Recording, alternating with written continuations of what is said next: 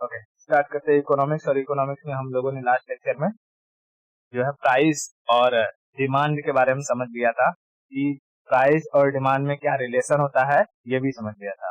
अब आगे चलते हैं, हम लोग समझे थे कॉस्ट क्या होता है, कॉस्ट के टाइप क्या है और गुड्स के कितने टाइप होते हैं। ठीक है, ध्यान से समझना। पहले मैंने बताया था क्या कि प्राइस, हमने देखा था प्राइस, है ना। प्राइस किसे कहते हैं ये मैंने बता दिया था कि वो अमाउंट ऑफ मनी जिसे दे करके कोई भी चीज खरीद लेते हैं हम लोग, उसे उस गुड्स या सर्विस का हम प्राइस कहते हैं। ठीक है, और दूसरा हमने देखा था डिमांड। डिमांड डिमांड किसे कहते हैं कि जब हमारी कोई भी गुड्स मतलब कि कुछ खरीदने की इच्छा हो और उसे हम पैसे दे करके खरीद सके, वो हमारा क्या है, डिमांड है। ठीक है, वो हमारा डिमांड है। और हमने कई तरीके के डिमांड देखे थे, है ना।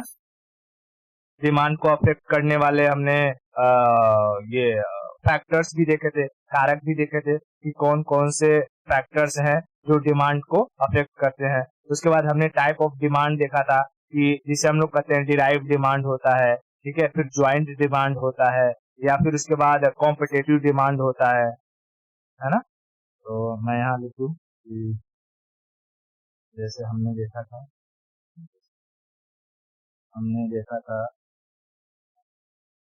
Types of demand, types of demand. इस टाइप्स ऑफ डिमांड में हमने 3 तरीके का डिमांड देखा था। एक जिसे हम क्या कहते हैं, जिसे हम कहते हैं डिराइव्ड डिमांड, डिराइव। दूसरा हम कहते हैं ज्वाइंट डिमांड, ज्वाइंट। और तीसरा हम कहते हैं कॉम्पिटेटिव डिमांड, कॉम्पिटेटिव डिमांड। सबसे बेहतरीन इसमें से कंज्यूमर के लिए कौन सा डिमांड होता है, कॉम्पिटेटिव। ठीक है, कॉम्पिटेटिव। फिर उसके बाद हमने देखा था डिमांड और प्राइस में रिलेशन कैसा होता है, तो फंक्शनल रिलेशन होता है ना, फंक्शनल इनवर्सली प्रोपोर्शनल होता है डिमांड और प्राइस में, है ना। तो उसको कैसे लिखते हैं मैं बता देता हूँ कि demand and price are, formula लिख देता हूँ तो कैसे लिखते हैं। देख, कहेगा कि कौन सा रिलेशन है, तो उसको ऐसा लिखा रहेगा, demand is inversely proportional to 1/f of price. ठीक है, 1/f ऑफ प्राइस। f क्या होता है, फंक्शन। f क्या रिप्रेजेंट कर रहा है, फंक्शन। और ये फंक्शन क्यों आया, क्योंकि हम लोग देखते हैं कि कई बार जो डिमांड और प्राइस का अगर हम ग्राफ निकालते हैं तो ग्राफ 2 तरीके से आ सकता है। जैसे अगर हमको ग्राफ निकालना है डिमांड और प्राइस का, ठीक है, मैं यहाँ ऊपर क्या लिखता हूँ, प्राइस, और यहाँ लिखता हूँ डिमांड। हमेशा ऐसे ही ग्राफ बनता है। और अगर मैं पहली बार देखता हूँ कि अगर प्राइस बहुत हाई हो, प्राइस बहुत हाई हो तो डिमांड बहुत कम होता है, और प्राइस अगर बहुत कम हो तो डिमांड बहुत हाई हो जाता है ना। हाँ, तो हमने क्या देखा था कि अगर अगर प्राइस बहुत हाई हो तो डिमांड कम हो जाता है, और वहीं पर अगर डिमांड डिमांड मैं अगर वहीं पर मैं देखूं प्राइस बहुत लो हो तो डिमांड बहुत ज्यादा हो जाता है। तो हमने देखा था कि इसका कर्व कुछ इस तरीके से आता है ना, इस तरीके से। लेकिन कुछ कुछ सिचुएशन में ये चीजें होती ही नहीं है। कुछ सिचुएशन में क्या हो जाती है, जैसे अगर मैं वही कर दूं,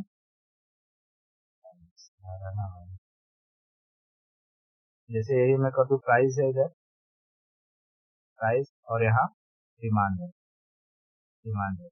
कभी कभी क्या हो जाता है कि जब डिमांड बहुत ज्यादा बढ़ने लगता है तो प्राइस भी अचानक से बढ़ जाता है।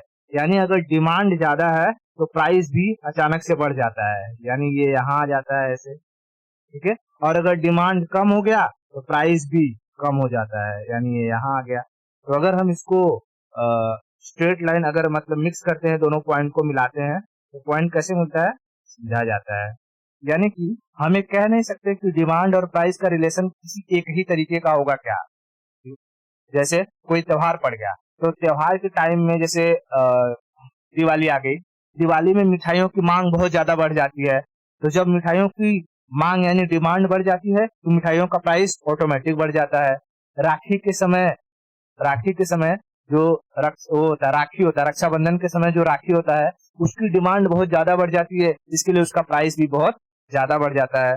तो ऐसी सिचुएशन में हम क्या देखते हैं, कभी कभी डिमांड के बढ़ने की वजह से प्राइस भी बढ़ जाता है, लेकिन कभी कभी प्राइस की बहुत ज्यादा हो जाने की वजह से डिमांड बहुत कम हो जाता है। इसलिए हम प्राइस और डिमांड में देखते हैं, ये दो तरीके का नेचर दिखाई देता है। इसकी वजह से हम क्या कहते हैं, डिमांड और प्राइस इनवर्सली फंक्शनल रिलेशन है।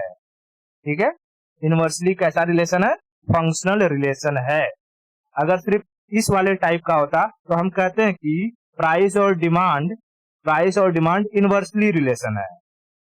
ठीक है, अगर खाली ऐसा होता, और ऐसा अगर सिर्फ ऐसा रहता तो हम कहते हैं कि प्राइस और डिमांड डायरेक्टली रिलेशन है ना, डायरेक्टली रिलेशन है डिमांड में। लेकिन ये दोनों सिचुएशन आती है, तो दोनों सिचुएशन को दिखाने के लिए हमें एक फंक्शन का फॉर्म देना पड़ता है। इसलिए हम क्या कहते हैं कि प्राइस और डिमांड का जो रिलेशनशिप होता है वो फंक्शनल इनवर्सली होता है। बात समझ में? हाँ, अब देख, इसी को कहते हैं लॉ ऑफ डिमांड। ठीक है, इसी को क्या कहते हैं, लॉ ऑफ डिमांड। यानी जब डिमांड बहुत कम हो तो प्राइस कम हो, या डिमांड बहुत ज्यादा हो तो प्राइस भी ज्यादा हो। बात समझ रही क्या? कोई वस्तु है जैसे कि पार्ले है, पार्ले का प्राइस अगर 10 रुपए से 5 रुपए से बढ़ा करके उसे 80 रुपए 100 रुपए कर दिया जाए तो उसका डिमांड घट जाएगा। और उसी का प्राइस 5 रुपए से करके 2 रुपए 3 रुपए कर दिया जाए तो उसका डिमांड बढ़ जाएगा। तो जो भी वस्तु, जो भी गुड्स या सर्विसेज इस नियम को फॉलो करता है, उसे हम कहते हैं लॉ ऑफ डिमांड। उसे क्या कहते हैं, लॉ ऑफ डिमांड। इतना चीज समझ में आया? तो ये वर्ड याद रखना, लॉ ऑफ डिमांड। ठीक है, law of demand, law of demand. इतना इतना क्लियर है? अब हम लोग चलते हैं, देखते हैं कि कॉस्ट क्या होता है और कॉस्ट कितने टाइप के होते हैं। ठीक है, कॉस्ट तीसरी चीज हमें पढ़नी है, कॉस्ट के बारे में। कॉस्ट कॉस्ट मतलब हिंदी में क्या कहेंगे, लागत। लागत, ठीक है, हिंदी में हम लोग क्या कहेंगे, लागत। ठीक है, कॉस्ट मतलब लागत। देख, कॉस्ट और प्राइस में फर्क होता है, अभी यहाँ समझ में आ जाएगा। ठीक है, देख, कॉस्ट किसे कहते हैं, पहले मैं लिख देता हूँ तो समझाता हूँ। It is the value of money, लिख देता हूँ, it is the value of money, it is the value of money that has been used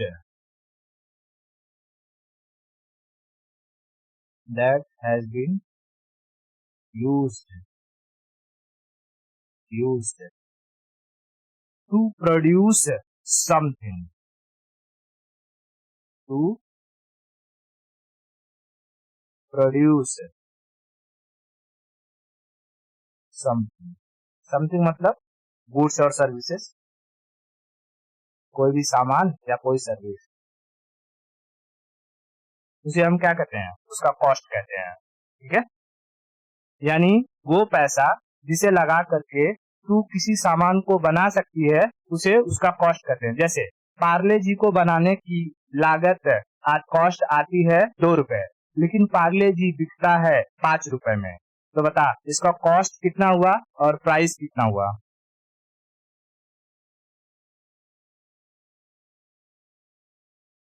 ठीक है, समझ में आ गया। मैं यहाँ लिखता हूँ पार्ले जी। ठीक है, ये हमारा पार्ले जी है और पार्ले जी को जो मैन्युफैक्चर करने का मूल्य आता है, मतलब पैसा लगता है, मैन्युफैक्चर ना प्रोड्यूस करने में, प्रोडक्शन वैल्यू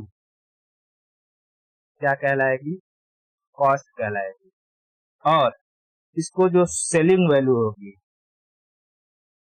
सेलिंग वैल्यू जितने पर ये बिक गया या जिसने इसे खरीद लिया वो क्या कहलाएगा, इसका प्राइस। ठीक है, तो मान ले कि एग्जाम्पल में अगर मैं दे दूं, अगर एग्जाम्पल में कर दूं कि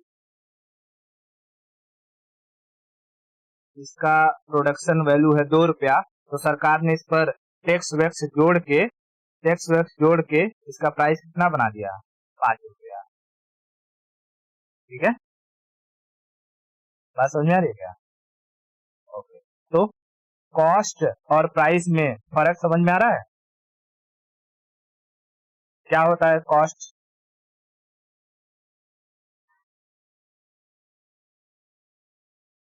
वो पैसा जिसे हम कोई चीज बनाने में लगाते हैं तो कॉस्ट कहलाती है, और वो पैसा जिसे हम दे करके कोई चीज खरीद लेते हैं वो प्राइस कहलाती है ना। The amount of money which is used to produce something is called cost, and the amount of money which is used to purchase something called price। Clear है, बहुत बढ़िया। अब आगे चलते हैं, हम समझते हैं टाइप ऑफ कॉस्ट, कितने टाइप के कॉस्ट होते हैं, टाइप्स ऑफ कॉस्ट, कॉस्ट के प्रकार। देखो ध्यान से, मैं पहले लिख देता हूँ फिर समझाता हूँ कि कॉस्ट के कुल 6 प्रकार होते हैं। There are 6 type of cost. एक होता है जिसे हम कहते हैं मॉनेटरियल कॉस्ट,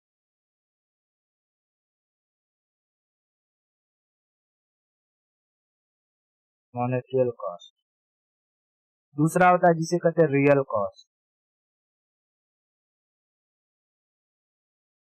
रियल कॉस्ट। तीसरा होता है जिसे कहते हैं एवरेज कॉस्ट, एवरेज कॉस्ट। चौथा होता है जिसे कहते हैं मार्जिनल कॉस्ट, मार्जिनल कॉस्ट। पांचवा होता है जिसे कहते हैं अपॉर्चुनिटी कॉस्ट, अपॉर्चुनिटी कॉस्ट। और छठवा होता है जिसे कहते हैं fixed cost,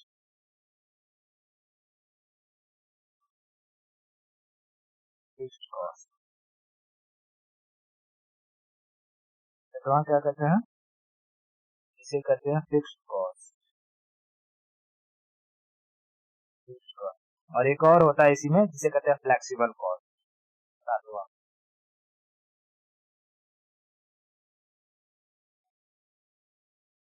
flexible cost.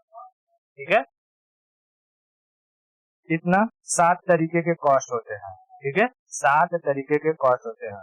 Hindi में से क्या कहेंगे, मॉनेटरियल को मौद्रिक कॉस्ट, रियल को वास्तविक कॉस्ट, एवरेज को औसत कॉस्ट, मार्जिनल को सीमांत कॉस्ट, अपॉर्चुनिटी को अवसर कॉस्ट, फिक्स्ड को स्थिर कॉस्ट और फ्लेक्सिबल को परिवर्तित कॉस्ट कहते हैं। ठीक है,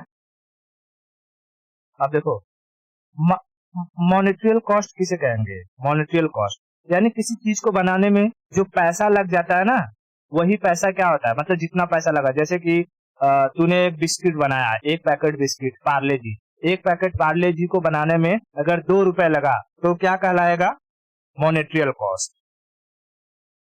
तो इसमें सिर्फ क्या काउंट, इसमें क्या काउंट होता है, money,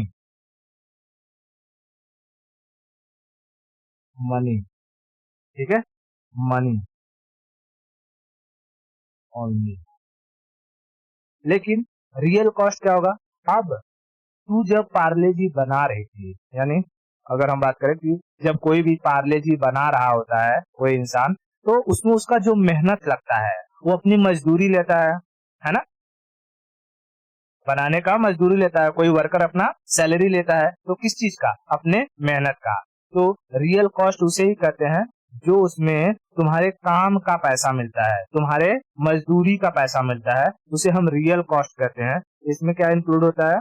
labour charge, labour charge, ठीक है, लेबर चार्ज। अगर तुमने तुमने एक पैकेट बिस्किट बनाया तो उसमें जो पैसा लगा वो पैसा क्या कहलाएगा? कौन सा कॉस्ट कहलाएगा? No no no no no no no, वो पैसा लगा तो मॉनेटरियल कॉस्ट, जो पैसा लगा वो मॉनेटरियल कॉस्ट। लेकिन उसमें जो तुम्हारी मेहनत लगी, उस मेहनत का जो पैसा तुम्हें मिलेगा, वो पैसा कौन सा कॉस्ट कहलाएगा? Real cost, real cost. अब हम कोई भी चीज बनाते हैं तो अगर वो चीज कंप्लीट नहीं हुआ रहता है, जैसे कि अगर हमको कहना है कि एक पैकेट को बनाने में 2 रुपया लग रहा है पार्ले बिस्किट, इसी तरीके से 1,000 पैकेट बनाना है, तो हम लोग कहेंगे कि भाई 1,000 का दुगुना कितना हो जाएगा? 2,000, है ना?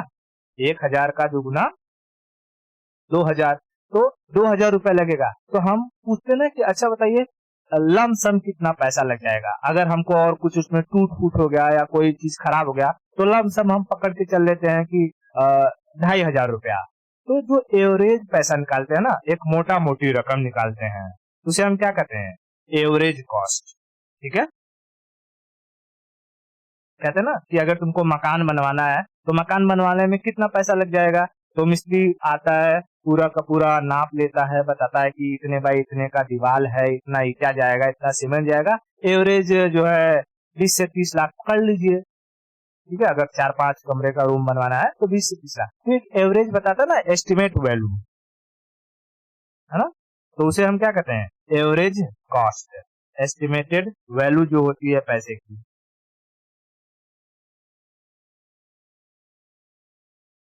एस्टिमेटेड वैल्यू ऑफ मनी क्या कहलाएगा? Average cost, average cost. इतना समझ में आया? ओके। अब हम लोग समझते हैं ये, हमें इसमें समझना ये दो है, मार्जिनल कॉस्ट और अपॉर्चुनिटी कॉस्ट, ठीक है। मार्जिनल कॉस्ट और अपॉर्चुनिटी कॉस्ट। अब देखो, मार्जिनल कॉस्ट किसे कहेंगे?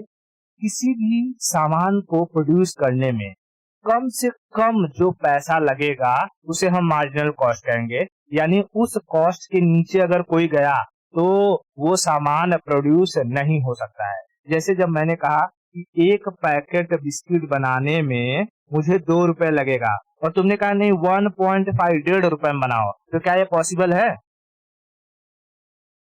नहीं। यानी कि वो मिनिमम अमाउंट जिससे किसी गुड्स या सर्विस का प्रोडक्शन हो सकता है और उसके नीचे उस गुड्स या सर्विस का प्रोडक्शन पॉसिबल नहीं है, उस कॉस्ट को हम लोग क्या कहते हैं? मार्जिनल।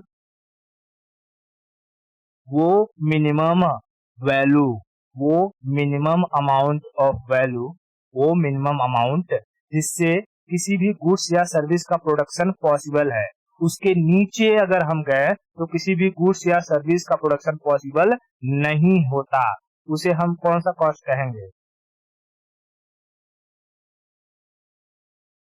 मैं लिख देता हूँ, you will get to know.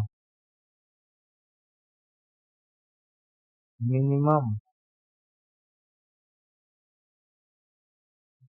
Minimum amount below which, below which production is not possible, production is not possible. बात समझ में आई? मार्जिनल कॉस्ट किसे कहते हैं? वो मिनिमम अमाउंट जिसके नीचे किसी भी चीज का प्रोडक्शन पॉसिबल नहीं है। समझ में आया? ओके, अब हम लोग समझते हैं अपॉर्चुनिटी कॉस्ट। अपॉर्चुनिटी कॉस्ट क्या होता है? देखो, अपॉर्चुनिटी कॉस्ट उसे कहते हैं जैसे कि तुम्हारी कोई कंपनी है, ठीक है, मानो तुम्हारी कोई कंपनी है समोसा बनाने की। एक कंपनी है, क्या बनाती है? समोसा। समोसा बनाने की कंपनी है। तुमने इस एक साल में समोसा बना करके 1 लाख रुपया कमाया। 1 लाख रुपया कमाया, ठीक है, 1 लाख रुपया कमाया। अब तुमने सोचा कि मैं ना अब एक और समोसा के लिए एक और रूम मैं किराए पर लूंगा या लूंगी, और मैं उसमें फिर से जो कि समोसा और बना के और प्रोड्यूस करूंगी, क्योंकि अब मेरे धीरे धीरे ग्राहक बढ़ रहे हैं। ठीक है, तो तुमने इस 1 लाख रुपए में से कुछ अमाउंट निकाल लिया, जैसे कि 20,000 रुपया अमाउंट निकाल लिया। 20,000 रुपया अमाउंट निकाल लिया, ठीक है, 20,000 रुपया अमाउंट निकाल लिया, और उससे गए रेंट पर कोई रूम ले लिए, रेंट पर कोई रूम ले लिए और वहां पर समोसे का प्रोडक्शन चालू कर दिए। ये जो 20,000 रुपए निकाले हो, उससे तुम्हारे इस वाले कंपनी पर कोई भी फर्क नहीं पड़ा। ठीक है, इस वाले कंपनी पर कोई भी फर्क नहीं पड़ा। तो इस कॉस्ट को हम क्या कहेंगे? Opportunity cost. सिंपल। 20 20 20 20 20 वाले को कहने का मतलब कि किसी भी संस्था या किसी भी ऑर्गेनाइजेशन से निकाला गया वह अधिकतम पैसा जिससे उस ऑर्गेनाइजेशन के ऊपर कोई भी फर्क न पड़े और एक नई ऑर्गेनाइजेशन को बनाया जा सके, उस पैसे को हम क्या कहेंगे? Opportunity cost. समझ में आया क्या? मैं पहले लिख दूं? देखो, अपॉर्चुनिटी कॉस्ट किसे कहेंगे?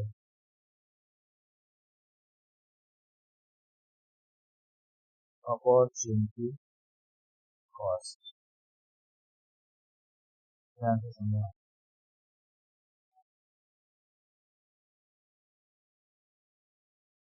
Opportunity cost, maximum driven amount, maximum driven amount,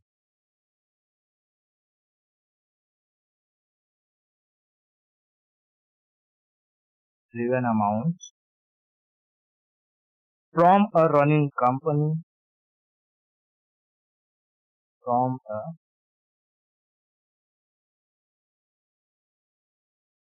running company, from a running company which does not affect,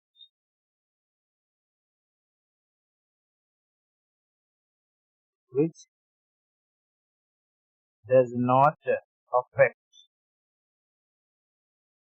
affect that company, that company, and able to create a new company, create a new company called opportunity cost।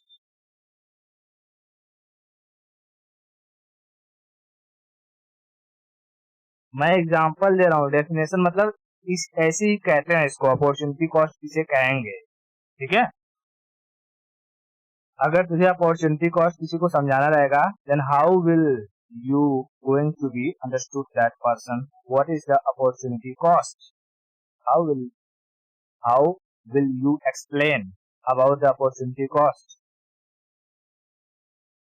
समझ में आया क्या?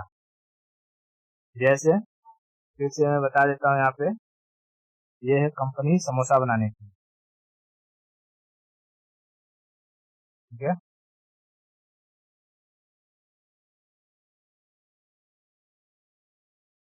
Samosa company, ठीक है, और एक साल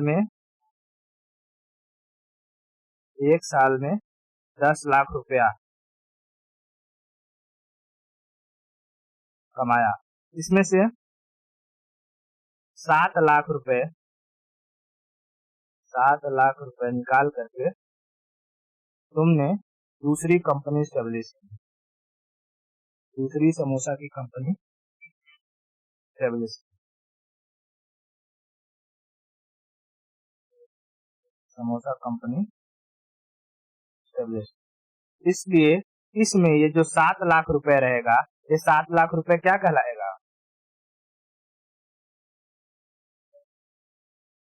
opportunity cost, opportunity cost,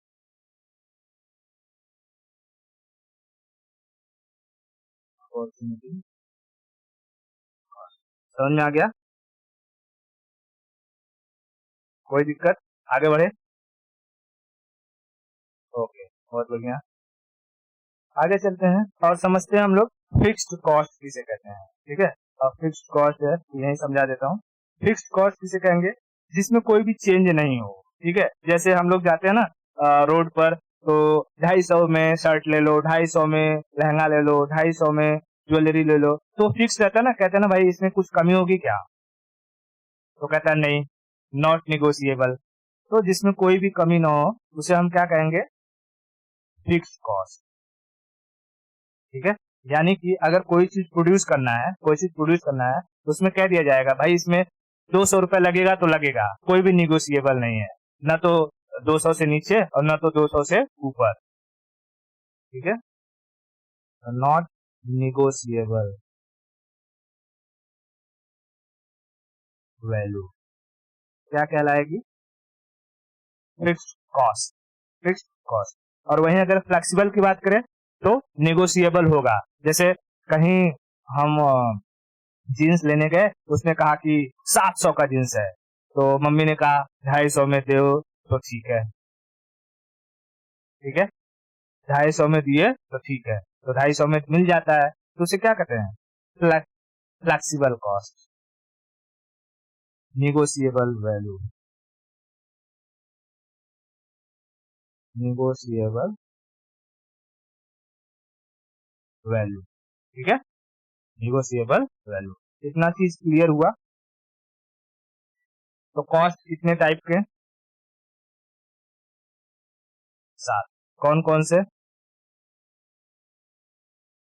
monetary cost, monetary cost, real cost, average cost, marginal cost, opportunity cost, fixed cost, flexible cost. ठीक है, डिमांड और प्राइस में कैसा रिलेशन होता है? डिमांड और प्राइस में inversely functional relation, inversely functional relation. इतना चीज क्लियर है? ओके, बहुत बढ़िया है। आगे चलते हैं और हम लोग समझते हैं कि टाइप ऑफ गुड्स, कितने तरीके के सामान होते हैं, गुड्स कितने टाइप्स के होते हैं। ठीक है, टाइप ऑफ गुड्स। कॉस्ट समझ में आ गया, टाइप ऑफ कॉस्ट। अब समझते हैं टाइप ऑफ गुड्स। कौन सा नंबर हो जाएगा ये नंबर नहीं डाला।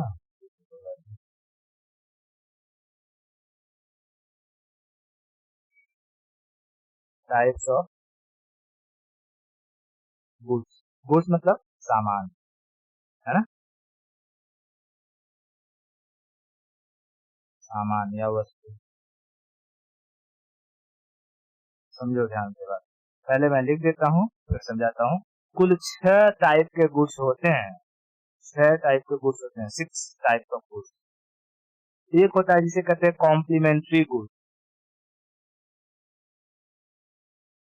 Complementary goods.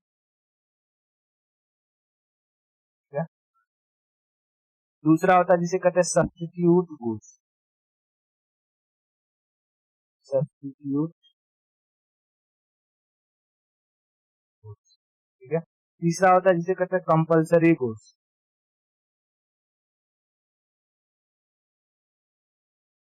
Compulsory goods. चौथा होता है जिसे कहते हैं लग्जरी गुड्स, लग्जरी। ये नहीं रहेगा। लग्जरी, पांचवा आता है जिसे कहते हैं इंटीरियर गुड्स। Interior goods. छठवा होता है जिसे कहते हैं गिफन गुड्स। गिफन, गिफन, ठीक है। अब complementary, substitute, compulsory, luxury, inferior और गिफन, ठीक है। इसमें से तीन के बारे में ज्यादा इंपॉर्टेंट याद रखना है। जैसे ये जो लग्जरी होता है, लग्जरी वाले को हिंदी में कहते हैं श्रेष्ठ गुड्स, श्रेष्ठ सामान, ठीक है। और इंफीरियर को कहते हैं घटिया सामान, घटिया सामान। और गीफन को गीफन ही कहते हैं, जो घटिया में भी सबसे घटिया होता है उसे गीफन कहते हैं, ठीक है। घटिया में भी सबसे घटिया हो उसे गीफन कहते हैं, ठीक है। अभी समझाऊंगा तो समझ में आ जाएगा कि अच्छा कौन सा घटिया सामान होता है और कौन सा इंफीरियर सामान होता है, ठीक है। अब देखना कॉम्प्लीमेंट्री गुड्स किसे कहेंगे।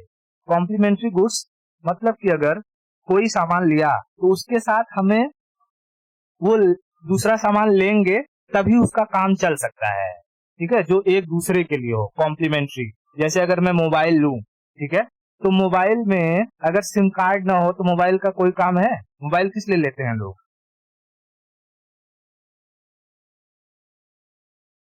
मोबाइल किस लिए लेते हैं? बात ही करने के लिए। तो मोबाइल लेने के साथ साथ हमें सिम कार्ड का होना जरूरी है ना। कार खरीद रहा हूं, कार, तो कार चलेगी कैसे? बिना पेट्रोल के कार चलेगी? नहीं। तो कार के साथ साथ पेट्रोल का होना जरूरी है। बात समझ में आ रही? तो उसे हम क्या कहेंगे? ऐसे सामान को कॉम्प्लीमेंट्री गुड्स कहेंगे। कॉम्प्लीमेंट्री है सर, ये तो लेना ही पड़ेगा आपको। कहते हैं ना जैसे कहीं रेस्टोरेंट में अगर हम खाना खाए गए तो खाना खाने के बाद लास्ट में हमको देते हैं वो डेजर्ट वाला सेक्शन, सर ये कॉम्प्लीमेंट्री है, आपको खाना पड़ेगा, है ना। हाँ, कंपलसरी है ये नहीं, कंपलसरी है ये नहीं, लेकिन कॉम्प्लीमेंट्री है। वैसे अगर मोबाइल बात करूं, मोबाइल के लिए सिम कॉम्प्लीमेंट्री है, पर जरूरी है कि तुम सिम डालो। अरे हो सकता है कि वाईफाई के जरिए इंटरनेट चला के पढ़ाई भी कर सकते हो, फोटो कैमरा के लिए इस्तेमाल कर सकते हो, क्योंकि फोटो कैमरा का और सिम कार्ड का कोई लेना देना नहीं है ना। उसी उसी तरीके से गाड़ी तुम अपने घर में रख के शो पीस के लिए भी रख सकते हो सकता है कि रोल्स रॉयस ले लिए और बस घर में सजा के रखो, क्योंकि भारत के सड़कों पर वो चल नहीं पाएगी, है ना। तो कॉम्प्लीमेंट्री और कंपलसरी में फर्क होता है। कॉम्प्लीमेंट्री मतलब लिया तो काम चलेगा ठीक ठाक, नहीं लिया तो कोई बात नहीं है। लेकिन कंपलसरी में अगर लेना है तो लेना ही है, हाँ, ठीक है। तो मैं स्टार्ट करता हूँ पहले कॉम्प्लीमेंट्री से। अब इनका ग्राफ यहाँ समझना बहुत इंपॉर्टेंट है। हाँ, कॉम्प्लीमेंट्री,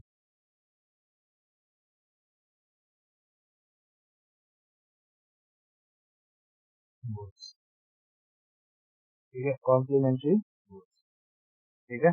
तो मैंने समझाने को समझा दिया कॉम्प्लीमेंट्री गुड्स कैसा है, ठीक है। एग्जाम्पल लिख देता हूँ। एग्जाम्पल में जैसे मोबाइल और सिम, ठीक है।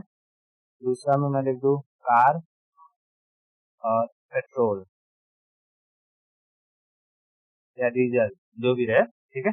अब देखो ये जो कॉम्प्लीमेंट्री गुड्स होते हैं ये लॉ ऑफ डिमांड को फॉलो करते हैं। लॉ ऑफ डिमांड क्या होता है कि अगर किसी भी एक वस्तु का प्राइस अगर बढ़ा तो दूसरे का डिमांड घट जाएगा। ये तो होता है लॉ ऑफ डिमांड, है ना, लॉ ऑफ डिमांड। तो इसमें भी ये होता है complementary goods follow law of demand, law of demand. जैसे अब ये किस तरीके से हो सकता है, सेम चीज अगर जैसे मैं ग्राफ बनाऊं तो ग्राफ से समझना पड़ेगा। एक तरफ मुझे एक ऑब्जेक्ट का, एक वस्तु जो है जैसे मोबाइल है, सिम है, तो एक का प्राइस लिखना पड़ेगा और दूसरे का डिमांड लिखना पड़ेगा। पहले तो यहाँ होता है, एक जगह हम लिखते हैं प्राइस और यहाँ होता है डिमांड। ठीक है, डिमांड। तो अगर मैं मोबाइल और सिम की बात करूं तो मैं लिख देता हूं मोबाइल का प्राइस। ठीक है, और यहाँ डिमांड किसका लिखूंगा, सिम कार्ड का, है ना। अब अगर मैं कहूं कि अगर मोबाइल का प्राइस बहुत ज्यादा हो जाए तो क्या लोग मोबाइल खरीदेंगे? अगर मोबाइल का प्राइस बहुत ज्यादा हो जाए तो क्या लोग मोबाइल खरीदेंगे? नहीं। अब मोबाइल की बिक्री कम हो जाएगी। जब मोबाइल की बिक्री कम हो जाएगी तो उसके साथ साथ सिम कार्ड की भी डिमांड कम हो जाएगी, उसकी बिक्री कम हो जाएगी, है ना। तो यहाँ हम क्या देखें, अगर मोबाइल का प्राइस बढ़ा तो सिम कार्ड का डिमांड घट जाएगा। ठीक है, सिम कार्ड का डिमांड घट जाएगा, यानी ये ऐसा आएगा।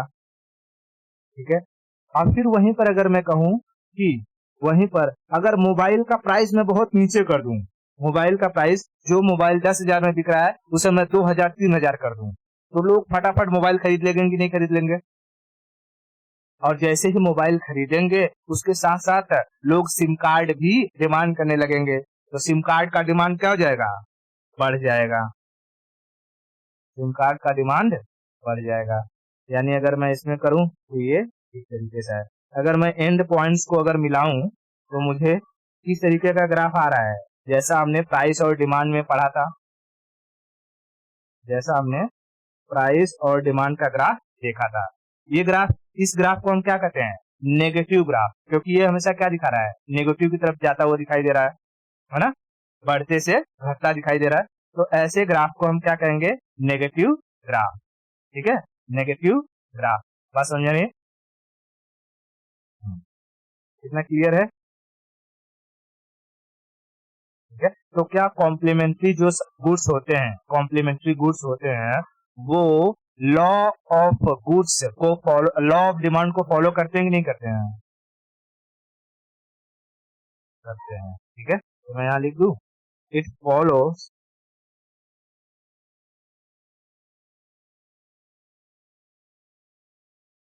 It follows law of demand. ठीक है, लॉ ऑफ डिमांड को फॉलो करता है। ठीक है, और इस ग्राफ को कौन सा ग्राफ कहते हैं, नेगेटिव ग्राफ। Negative graph. ठीक है, नेगेटिव ग्राफ। इतना चीज क्लियर हुआ, कॉम्प्लीमेंट्री गुड्स। इसी तरीके से कार और पेट्रोल का भी अगर हम निकालेंगे तो सेम चीज आएगी। ठीक है, कॉम्प्लीमेंट्री को हिंदी में क्या कहते हैं, पूरक वस्तु, एक दूसरे को पूरा करने के लिए आते हैं, पूरक वस्तु। ठीक है, एक दूसरे को पूरा करने के लिए आते हैं। आगे चलते हैं, आगे चलते हैं हम लोग सब्स्टिट्यूट की तरफ चलते हैं। सब्स्टिट्यूट, दूसरा number, substitute goods.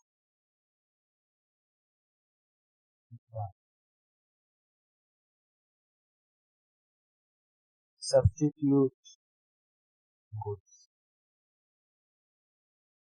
Substitute goods किसे कहेंगे, जब भी किसी किसी सामान का अल्टरनेटिव अवेलेबल हो, अल्टरनेटिव अवेलेबल हो, alternative of same good, same, जैसे, जैसे एग्जांपल दे सकती है।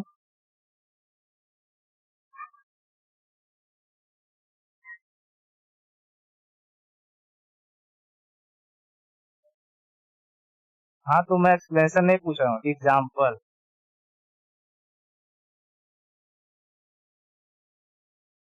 पेप्सी कोला, है ना, पेप्सी और स्प्राइट दे देता हूँ, या थम्स अप और स्प्राइट देता हूँ। ठीक है, थम्स अप, स्प्राइट। ठीक है, इससे अब समझ में आएगा। तो अगर हम इसमें देखेंगे जैसे टी है, चाय है, अगर चाय का डिमांड बढ़ेगा तो लोग किस पर शिफ्ट हो जाएंगे? कॉफी की तरफ। उसी तरीके से अगर थम्स अप का प्राइस बढ़ा दिया जाए तो लोगों के लिए डिमांड किसका बढ़ जाएगा? स्प्राइट का। ठीक है, स्प्राइट का। ठीक है, तो ये जो सब्स्टिट्यूट गुड्स होते हैं, क्या ये भी लॉ ऑफ डिमांड को फॉलो करेंगे कि नहीं करेंगे? करेंगे। ठीक है, तो ये भी फॉलो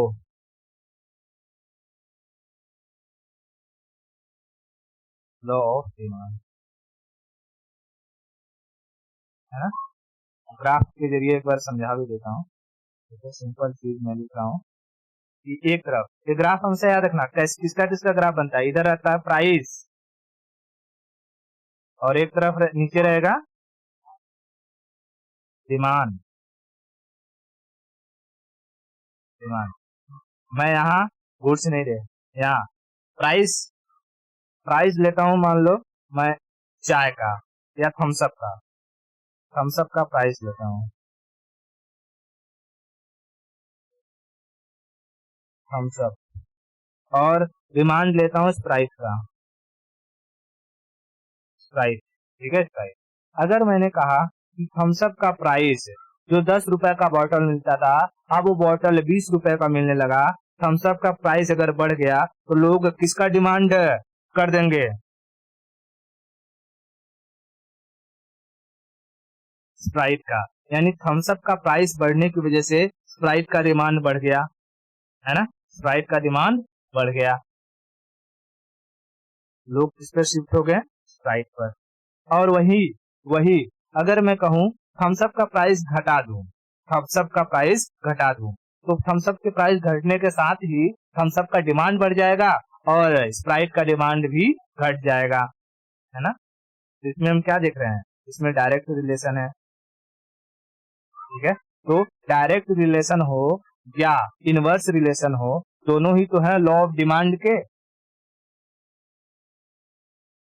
है ना, लॉ ऑफ डिमांड के। ऐसे ग्राफ को कहते हैं पॉजिटिव ग्राफ। इसे क्या कहेंगे हम लोग? Positive graph. ना क्लियर हुआ? पॉजिटिव। ठीक है, ये चीज समझ में आ गया? बहुत बढ़िया, बहुत बढ़िया। आगे चलते हैं और समझते हैं हम लोग। अब जैसे कंपलसरी की बात करते हैं, या कंपलसरी में हम देखेंगे अगर कौन सा बच गया, तीसरा है ना, ये हो गया कंपलसरी। कंपलसरी प्रोडक्ट में जैसे कंपलसरी की अगर बात कर ले, मैं यहाँ ले लेता हूँ तीसरा कंपलसरी।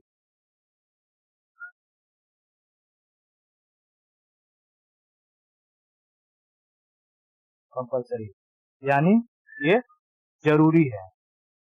ठीक है, जरूरी है, जरूरी। ये चीजें कभी भी लॉ ऑफ डिमांड को फॉलो नहीं करेंगी।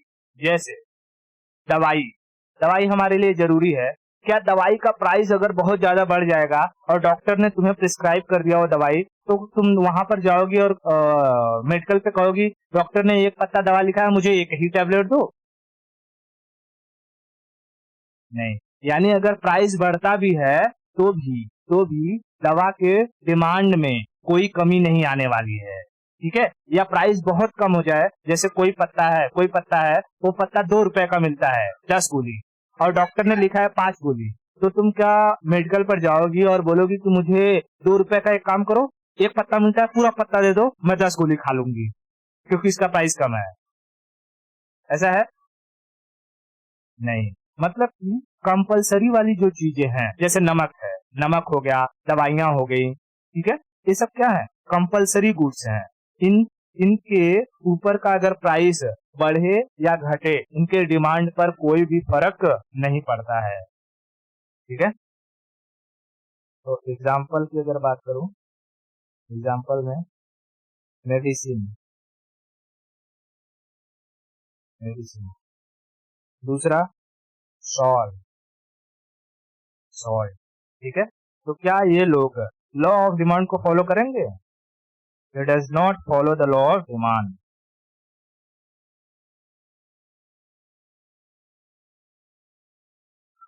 Does not follow law of demand, क्योंकि इसका प्राइस घटे या बढ़े, जैसे इसके डिमांड पर कोई भी फर्क नहीं पड़ेगा। जैसे कि अगर मैं कहूं सॉल्ट, सॉल्ट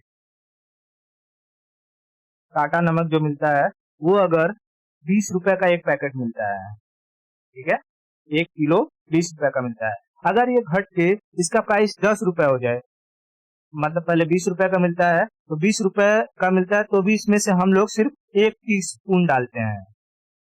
ठीक है, 1 टीस्पून या जरूरत के हिसाब से दाल में जितना डालना रहता है उतना ही डालते हैं। लेकिन अगर इसका प्राइस घट के 10 रुपए हो जाए, 10 रुपए हो जाए, तो क्या इसमें से अब 1 कटोरी डाल लेगी दाल में? हा? तो भी कितना रहेगा? 1 टीस्पून। यानी कि 20 रुपए का था 1 किलो, जितना टाइम चलता था उतना ही, वो 10 रुपए का होने के बाद भी उतना ही टाइम चलेगा, उसके डिमांड में कोई भी चेंजिंग नहीं आएगी। Are you getting my point? हाँ, तो कंपलसरी वस्तुएं कभी भी लॉ ऑफ डिमांड को फॉलो नहीं करती हैं। इतना क्लियर हुआ? बहुत बढ़िया, आगे चलते हैं, आगे समझते हैं हम लोग। क्या आ जाएगा अपना, ये लग्जरी गुड्स क्या होती है। ठीक है, लग्जरी गुड्स, अब देखो ध्यान से समझो लग्जरी गुड्स।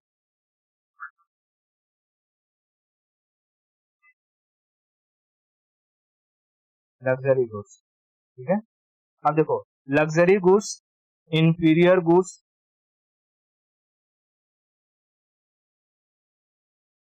इंफीरियर गुड्स और गिफन, ये तीनों को एक साथ समझना पड़ेगा। ठीक है, तीनों को एक साथ समझना पड़ेगा, नहीं तो समझ में नहीं आएंगे। गिफन गुड्स, देखो जैसे मैं कुछ एग्जांपल्स देता हूँ। ठीक है, ये मान लो रॉल्स रॉयस है, ठीक है, क्या है? Rolls Royce. उसके बाद एक है हमारे पास ये क्या कहते हैं, नैनो, नैनो, ठीक है, नैनो, नैनो। और एक है हमारे पास हमारा बीएसटी का बस, ठीक है, बीएसटी का बस। बताओ किसमें चलना तुम्हारे लिए सबसे लग्जरियस होगा? रॉल्स रॉयस, ठीक है ना, रॉल्स रॉयस।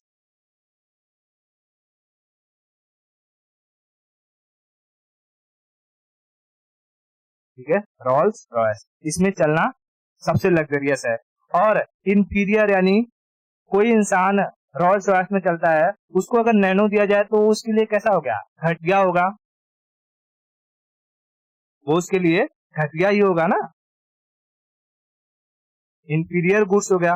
और अगर उसी इंसान को बस में ट्रेवल करवा दिया जाए, चल भाग बस में जा, तो उस इंसान का दिन गिर गया, अब उसके लिए वो कीफन वस्तु हो गई, यानी घटिया से भी घटिया, उसका समय इतना गिर गया कि अब उसके पास नैनो लेने का भी औकात नहीं रह गया है।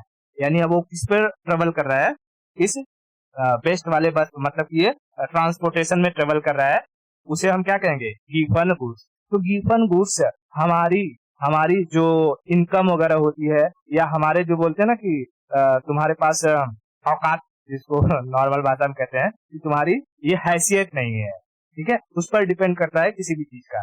जैसे अगर हम लोग खाने की बात करें, तो कोई लोग चावल खाता होगा वो बासमती, फिर कोई लोग चावल खाता होगा जो 10 रुपया 15 रुपया केजी वाला मिलता होगा, और कोई इंसान चावल खाता होगा जो कोटा पर मिलता है 2 रुपए 3 रुपए वाला। तो बताओ जो बासमती खाता है, बासमती कैसे में आ गया?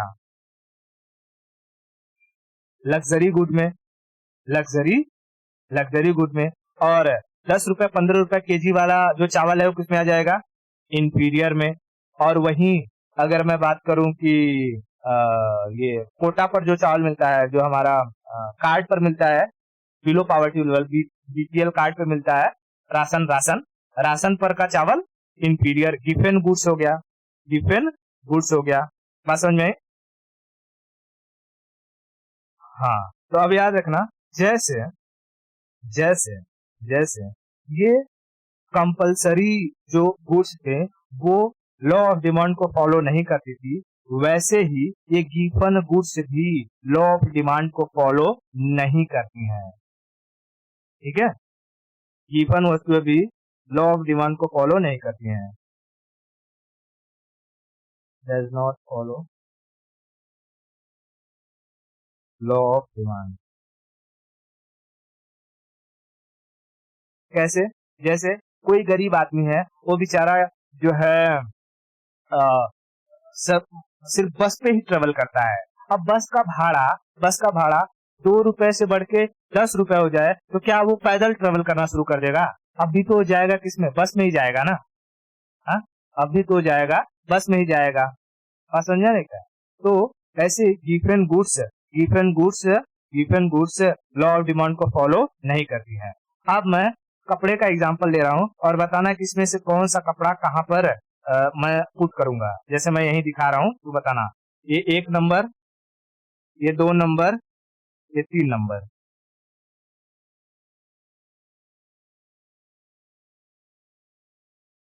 पहला आएगा लग्जरी में, दूसरा किस में आएगा? दूसरा इंफीरियर में आएगा, और तीसरा गिवन में। यानी घटिया और सबसे घटिया, यानी जो आजकल के टाइम में फटा फुटा पहनते हैं वैसा भिखारी लोग भी पहनते हैं। तो उनमें और इनमें क्या फर्क है? तुम भले मॉडर्न हो, पैसे वाले हो, तुम फैशन कर दोगे तो फैशन थोड़ी हो जाएगा। मतलब तुम आज जो पहन रहे हो अगर वो फैशन है, तो इससे आज से कई 100 साल पहले भिखारी पहन रहे हैं, मतलब वो तो भिखारियों का फैशन है। ठीक है, तो उन लोग को समझाओ कि वो कौन सा जो कि कपड़ा पहनते हैं। गीफन, घटिया में भी जो सबसे घटिया होता है उसे हम कहते हैं गीफन। ठीक है, जैसे ये चाय ब्लैक टी है, जो ब्लैक टी एक्सपोर्ट हो जाता है, हम यहाँ से दूसरे देशों में भेज देते हैं, उसकी क्वालिटी बहुत हाई होती है। जो ब्लैक टी बड़े बड़े लोग पीते हैं उसकी क्वालिटी थोड़ी सी लो होती है। लेकिन जो ब्लैक टी हम लोग पीते हैं, सोसाइटी चाय, टाटा चाय, काला वाला एकदम बारीक बारीक एकदम भूखा हुआ रहता है, जैसे वो कौन सा चाय होगा? गीफन। समझ में आया? वो गीफन होगा। इतना इतना चीज समझ में आया? हाँ, तो बताओ, गुड्स कितने टाइप के होते हैं? छह। छह। ठीक है, इनमें से कौन कौन से गुड्स लॉ ऑफ डिमांड को फॉलो नहीं करते हैं?